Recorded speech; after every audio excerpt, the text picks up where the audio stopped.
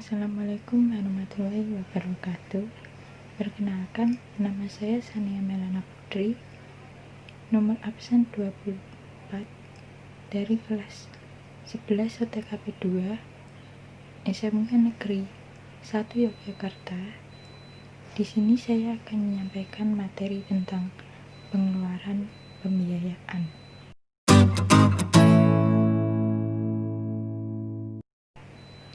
Apa itu pembiayaan?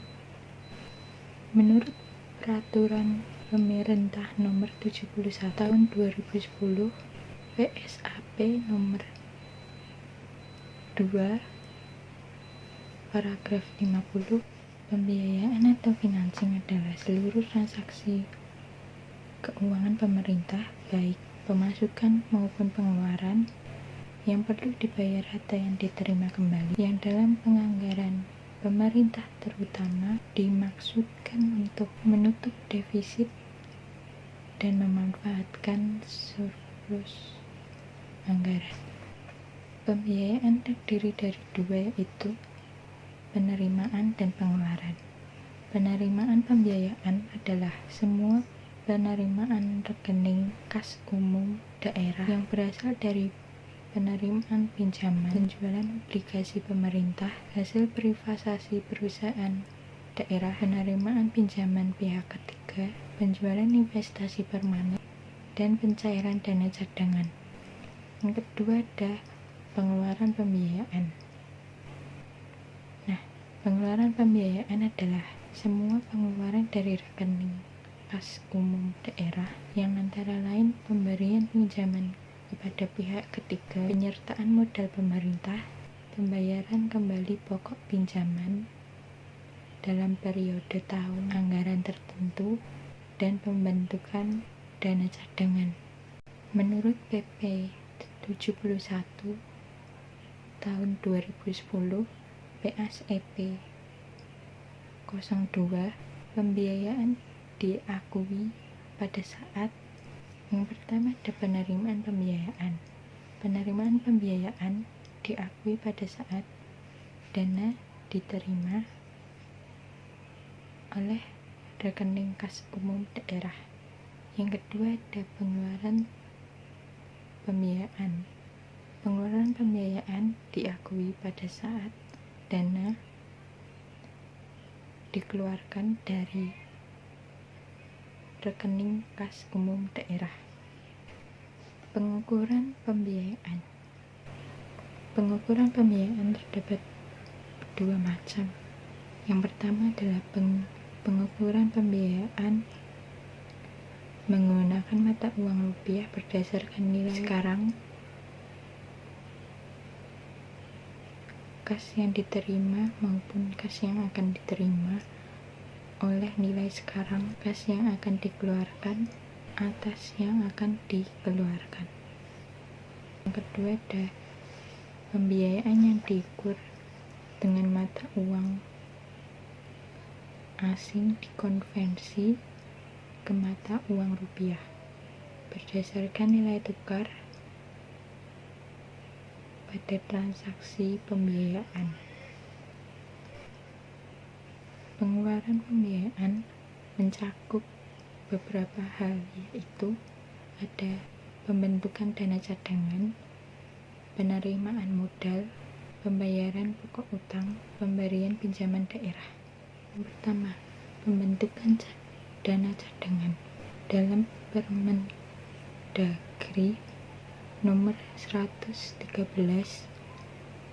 tahun 2014 tentang keuangan desa, dalam pasal 19 dijelaskan bahwa pemerintah desa dapat membentuk dana cadangan untuk membiayai kegiatan yang penyediaan dananya tidak dapat sekaligus atau sepenuhnya dibebaskan dalam satu anggaran. Pembentukan dana cadangan ditetapkan dengan peraturan desa, paling sedikit memuat beberapa hal, yaitu penetapan tujuan pembentukan dana cadangan. Kedua, program dan kegiatan yang akan dibiayai dari dana cadangan. Tiga, ada besaran dan rincian tahunan dana cadangan yang harus dianggarkan. Keempat, ada sumber dana cadangan. Dan kelima, ada tahun anggaran pelaksana dana cadangan. Pembentukan dana cadangan dapat bersumber dari penyisihan atas penerimaan dana, kecuali dari penerimaan yang penggunanya telah ditentukan secara khusus berdasarkan peraturan perundang-undangan. Pembentukan dana cadangan ditempatkan pada rekening tersendiri dan penganggaran dana cadangan tidak melebihi tahun akhir masa jabatan kepala desa. Dengan begitu, pembentukan dana cadangan harus mencakup alasan dan jelas pembentukannya agar terhindar dari persoalan antar generasi saat terjadi pergantian kepala desa. Yang kedua, ada penerimaan modal atau investasi pemerintah daerah. Investasi pemerintah daerah digunakan untuk mengelola kekayaan pemerintah daerah yang diinvestasikan baik dalam jangka pendek maupun jangka panjang. Investasi jangka pendek yaitu investasi yang dapat segera diperjualbelikan atau dicairkan, ditujukan dalam rangka manajemen kas dan beresiko rendah serta dimiliki selama kurang lebih 12 bulan.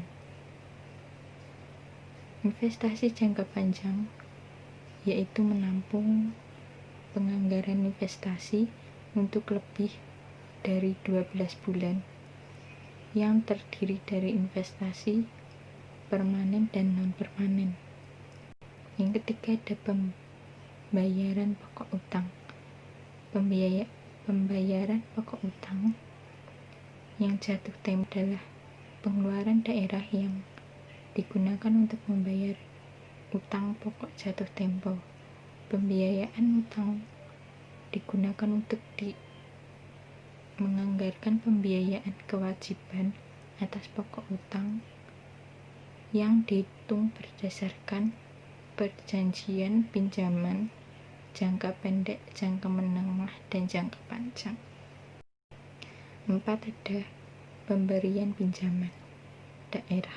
Pinjaman daerah merupakan alternatif sumber pendanaan APBD yang digunakan untuk menutup defisit APBD, pengeluaran pembiayaan atau pengeluaran kas. Proyek yang didanai oleh obligasi pemerintah beserta barang milik daerah yang melekat dalam proyek tersebut dapat dijadikan jaminan obligasi daerah. Pemberian pinjaman digunakan untuk menganggarkan pinjaman yang diberikan kepada pemerintah pusat atau pemerintah daerah lainnya. Demikian presentasi dari saya. Bila ada yang berkenan di hati permisa, silahkan di like, komen, dan di subscribe. Dan jika ada yang ingin disampaikan bisa ditulis di kolom komentar. Sekian dari saya. Bila ada kesalahan, saya mohon maaf. Terima kasih. Wassalamualaikum warahmatullahi wabarakatuh.